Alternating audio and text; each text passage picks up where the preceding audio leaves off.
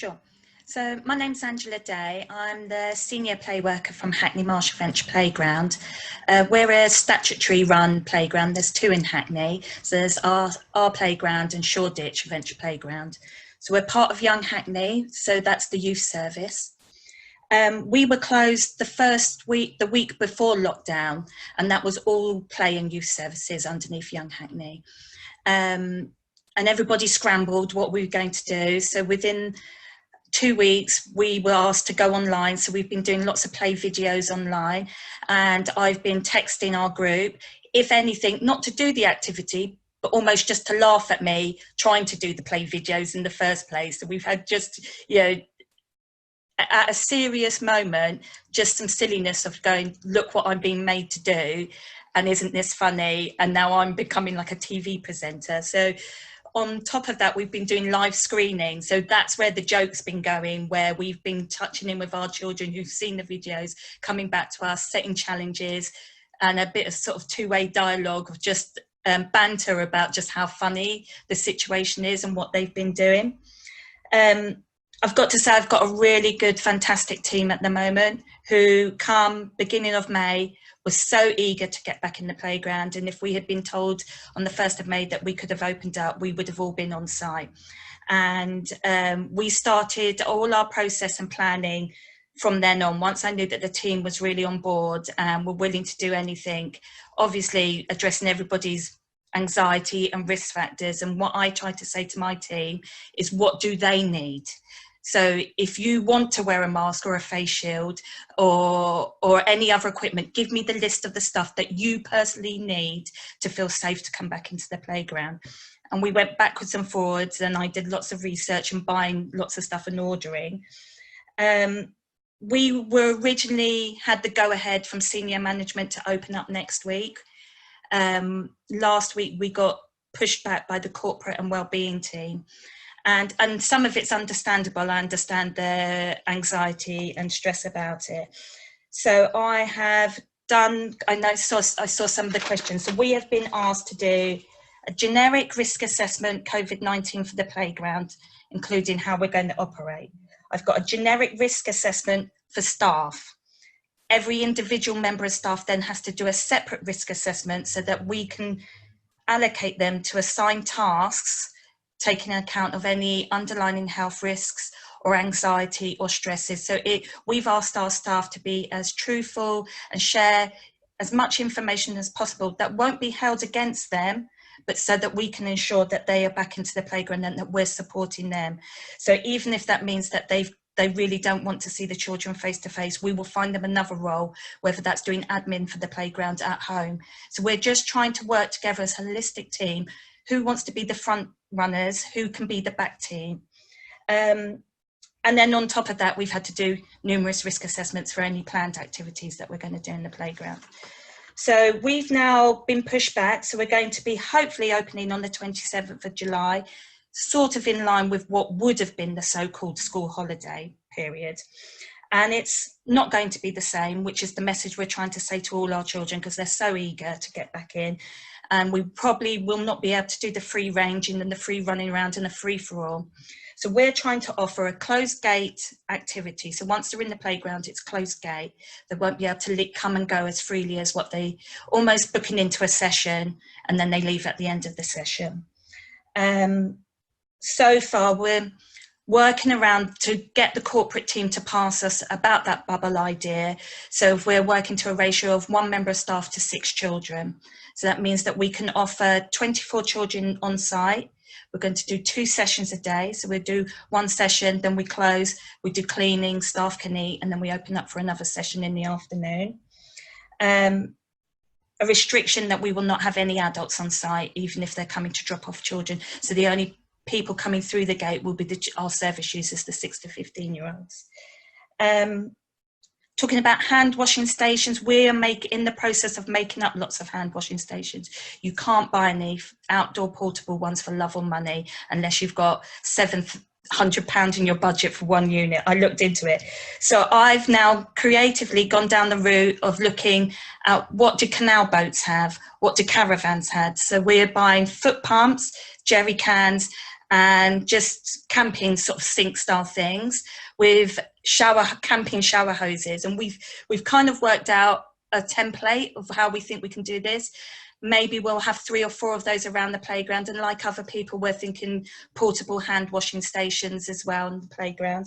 I've bought all the gear. I haven't made them yet, so we'll have to watch this space to see if they work or not. But that's my thinking about it. Like, you know, we have quite a big boating community, so I've just been tackling into what pieces do I need to make this work, and how can we do it. And we will also have multiple hand sanitizer stations around the building. When we open, it's purely outdoor play. We're not opening our building to any activities apart from excluding the toilets. And our toilet regime will be 1 in, 1 out, whether it's boys or girls. So although we have 2 separate toilets, if a boy goes into the toilet, the next person has to wait till that person exits the toilet. And we're just trying to enforce a clean as we go regime. So staff, if they're in the kitchen, they have to clean the kitchen as they leave the space, so that we as a team, we're given the responsibility that we're making sure it's safe for us and safe for our colleagues as we're going along. First aid has been really debated on our site. So we're changing our model of first aid. So we're going to have an outdoor first aid gazebo tent, which will be our main port of call for first aid, with 1 assigned first aider for the whole day. So that means if there's any first aid incident, we know that just 1 member of staff has had that close proximity to a child if they've been upset. They will have a face mask and all the other PPE equipment, including arm sleeves and aprons and masks and shields. And we have a reserve first aid point inside our building, which will be for in the case if we have to isolate anybody that's on site. So we've taken into account of that if someone falls ill, staff member or child, that we have a set up space already in the hut that has got a bed and first aid kit and anything else that we might need from PPE and everything in that zone as well. Structures, I've done quite a lot of research on wooden structures and things, and depending on what website you go to and where you go and what wood and timber supplier you get, it's 2 different things. So I found data on 2 days and 4 days. So we're looking at removing all of our metal structures, so any climbing frames that have got multiple handholds, so they will be out of service. But our structures, we've looked into buying pressure water sprays and maybe doing rotation. So if we've used the swing a lot on 1 day, that will be quarantined for 2 days.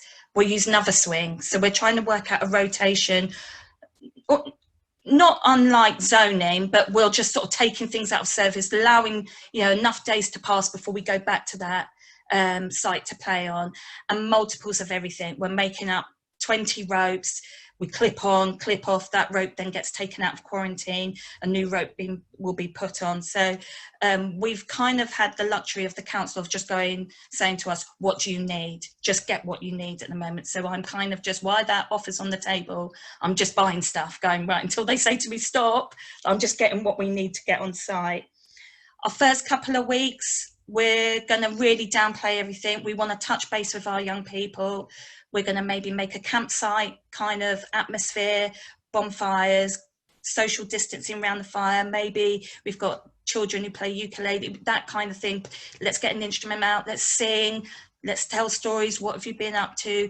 Really, for us to check on everybody's mental well-being. A lot of our children have been housebound, living in high-rise flats and things like that. So that's really our focus, about them coming out, seeing a familiar face, us doing a little bit of care and comfort for them. And then week by week, we'll look into, right now we can open up this swing, this is how it's going to function, and move things around that way. We're also introduced, I know this is quite a lot of stuff I'm going through, but I've thought about it so much. We are introducing, because our numbers are going to be so small, we are going to introduce a slight track and trace registration. So as children come in, we know that those 5 children always play together. So we're going to tick off, 1 member of staff's going to monitor those. Did those 5 children play with each other? Yeah. So we know that on the day that was naturally a bubble. That's who they play with always and stuff. So we're going to try and see if we can try and keep hold of that as a member of staff, going, well, you track those 5. Have they just stayed together in the group, and did any of them cross mix of other groups and everything? And that's really just something that the corporate team has really they haven't asked us for it, but it's something that we thought, well, it's a way of them giving us the clearance and the green light to get into the playground, of going, right, we know who's on site and we know how they've intermixed and played with each other. Just 2 success stories on our site, not my team, but on my site. We've got a skateboard ramp. There's been 2 skateboard sessions. The 3rd one's this week. It worked. They had groups of 5 children in, and the sessions went really well. And we've had 2 SEN groups in the last couple of weeks, the 3rd one this week, with 5 children in, with parents and staff, and that worked as well. So we know the things that we've set up in the building and the playground, it sort of works in those small groups. Wow, brilliant, Angela. That was just amazing, really positive and great. I'm going to go quickly on to some of the questions. Yeah. So one of the questions is, you're saying you're basically got small groups, bubbles, I guess, 1 to 6. How are you choosing the special 6?